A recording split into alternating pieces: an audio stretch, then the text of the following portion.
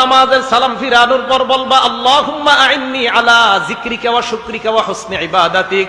ওলামা ছাড়া অন্য কে এই দোয়াটা পড়ছেন আজকে? একজন। দেখছেন, নবীজি তার সাহাবাকে বলছে জীবনে ছাড়বা না, এটা একজন মাত্র পড়ছে।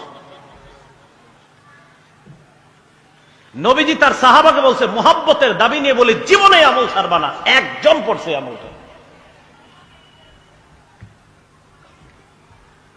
তুমি এই দোয়া করবা মুআজ, কোনদিন ফরজ নামাজের পর এই দোয়া ছাড়বা না। কি? তুমি আল্লাহকে বলবা আল্লাহুম্মা আইন্নি আলা যিকরিকা, আল্লাহ আপনি আমাকে সাহায্য করেন যেন আমি আপনার বেশি বেশি জিকির করতে পারি।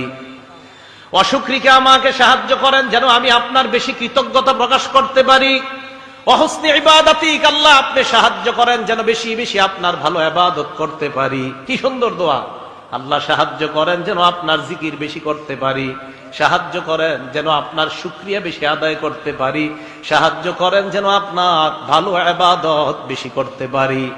এই দোয়াটা সবাই শিখে নিবেন। নবীজি বলছে মুআজ আমি তোমাকে ভালোবাসি একবার, নবীজি আবার বললেন মুআজ আমি তোমাকে ভালোবাসি দুইবার। এরপর নবী বললেন মুআজ ফরজ নামাজের পর লা তাদাআন্না, কিছুতেই কখনো এই দোয়াটা ছাড়বা না। কি? আল্লাহকে বলবা আল্লাহ আপনি আমাকে সাহায্য করেন আমি যেন আপনার জিকির বেশি করতে পারি, আল্লাহ আমি যেন আপনার কৃতজ্ঞতা বেশি আদায় করতে পারি, আমি যেন বেশি ইবাদত করতে পারি। এই দোয়া করা কখনো ছাড়বা না। এটা নবীজি তার সাহাবা হযরত মুআজকে শিক্ষা দিলেন।